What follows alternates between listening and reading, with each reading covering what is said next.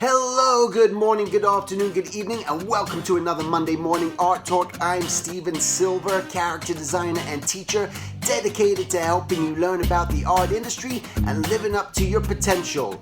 Whippy!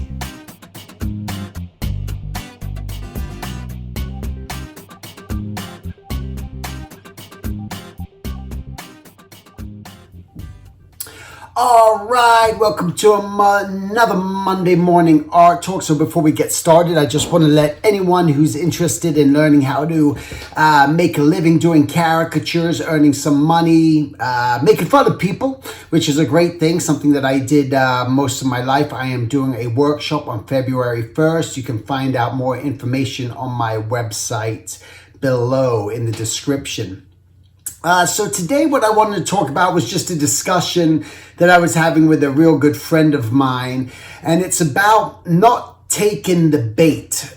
And what I want to talk about that is my friend he does a lot of gallery sort of work. So I've known him for many, many years. We used to do caricatures together, and now he does a lot of licensing. He does a lot of gallery work, and he travels all over the place. And he has to work with auctioneers. And so it's a fascinating thing. So you go to these big areas where there's going to be people that through the different companies, they're bringing in a lot of their clients and they're trying to sell, they're showing all the artwork. They got all different artwork displayed from different artists, and the auctioneer gets up there and tries to promote and sell the artist. People can see the artwork, but you gotta add to it. You gotta add a little bit of finesse. And he was telling me just when he's spoken to these auctioneers, they said to him, listen, I just got one piece of advice for you, and talking about, as I'm going to present your work, is just don't take the bait.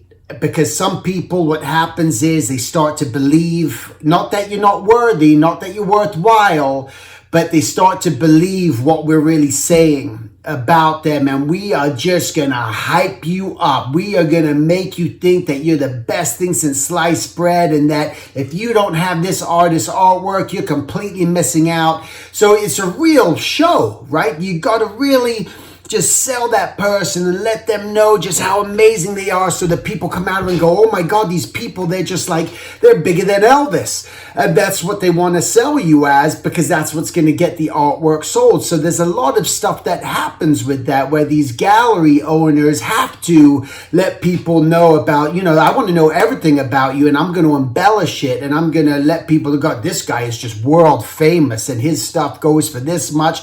That's what they do, So a lot of the times the work, of course, it stands on its own merit, but still there's that extra little bit of wow factor. And that's what makes people want to spend $5,000, $10,000, $20,000 on a piece of artwork, because now it's worthwhile and it's meaningful. And it always reminds me of a story that my wife's uncle, he was just literally painting stripes and just doing his stuff, and he didn't really think anything much of it, and was starting to, sell his artwork. He had friends asking me how much for that piece of artwork, and he says, I don't know, like $500. And like $500, it's not worth it. If I'm going to hang it on my wall, I want to be able to tell people that I paid $10,000 for this, and it was from this person, because that's what people who are buying these big paintings and doing stuff like that want. It's all for them, just as much about ego and presentation and, ooh, look at me sort of factor, is why this sort of dollars and amount of money is even being spent in the first place. A lot of the times, again, you have the appreciation for the artwork, you love it, but also, why is it so important for me to have a Matisse or a Rembrandt or a Picasso? Well, because I got a Picasso. Do you know Picasso? And do you know Rembrandt? And do you know these artists? Like, wow, it becomes this wow factor. And so this auctioneer told them, just my advice to you is just don't take the bait, because too many artists, it gets to their head. And then they start walking around and they just think they're the cat's meow, and they think that they're the top of the food chain, and their ego and everything, and it just becomes this thing. And then all of a sudden, when people aren't buying their paintings or something's going on, then this whole feeling of self-defeat, and they get just, and the depression and all this stuff comes in.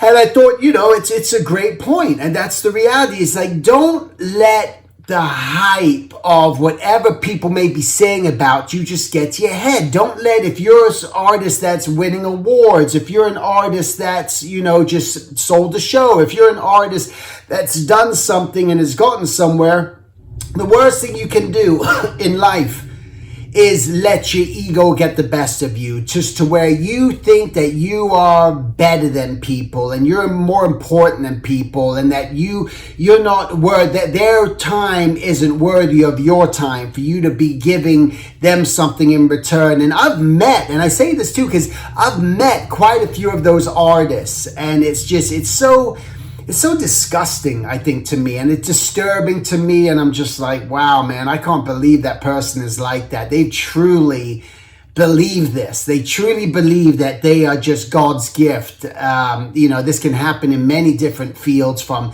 actors, musicians, anything in this creative field where people are put on a bit of a pedestal.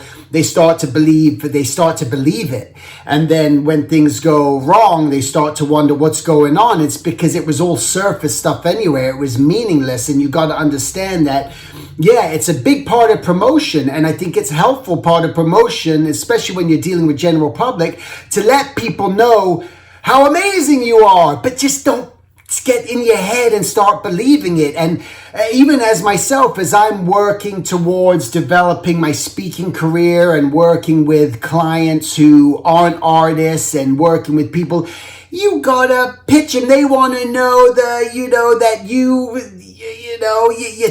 took a nail out of a tire and saved someone's life. I don't know. It's just like they need this in order to sell you. They need to tell you that how great this person is and why you should have them and why it's so important. So you do have to come up with that BS factor. It's not that it's BS. It's not that you haven't achieved things or you haven't done certain things, but you gotta get that extra little twist, because in people's eyes, it's meaningful. And I see it all the time too, because I work and meet with a lot of just non-artist sort of people from different things, events, whatever that I may go to.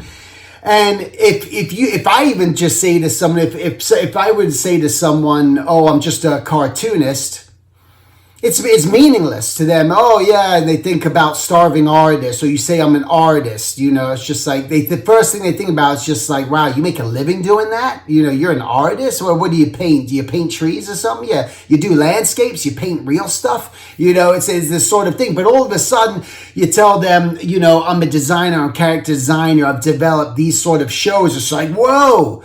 It's just like all of a sudden there's that extra bit of for them that they need in order just to have faith in you. So if that person was a buyer, it's going to be more meaningful that you've created something that they're familiar with. So familiarity is very important. And I've always tried to tell different artists who have worked in the industry, don't be afraid to speak up and share with the world what you've been doing, what your accomplishments have been, because it just gives you that extra sense of, hey, I can get the generic Coca-Cola or I can get the real Coke. Well, I'm going to go with the real Coke because I just believe in the brand and I believe in it. And that's what people are kind of wanting. So the real lesson though, beyond that, beyond tooting your own horn and doing the things that you need to do, just try never to get to that place where your head's going to explode, because you're going to have many people, maybe not, but come through your life at certain times in your life. Maybe it's happened, maybe it will in the future, where just gonna praise you and just like you're gonna be like the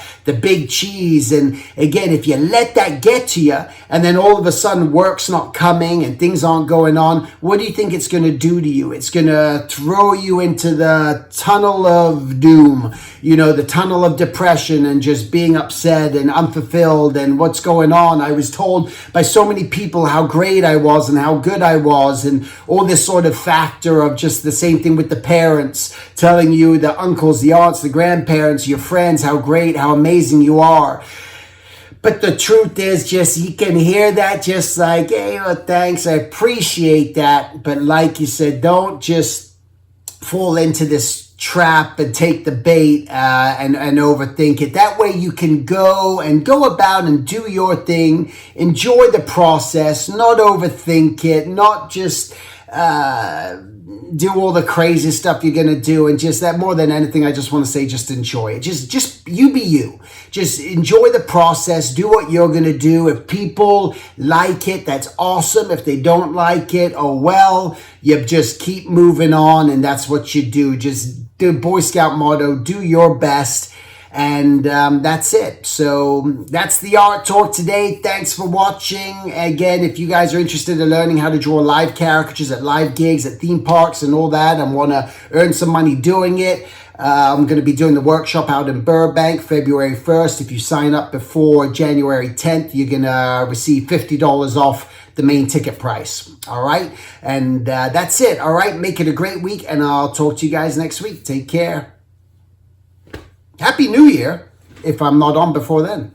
To learn more about my Skype mentorships and workshops, please visit silvertunes.com. And if you like, sign up for my mailing list where you'll be notified of any upcoming workshops or events. Thanks so much for listening, and I'll talk to you next week.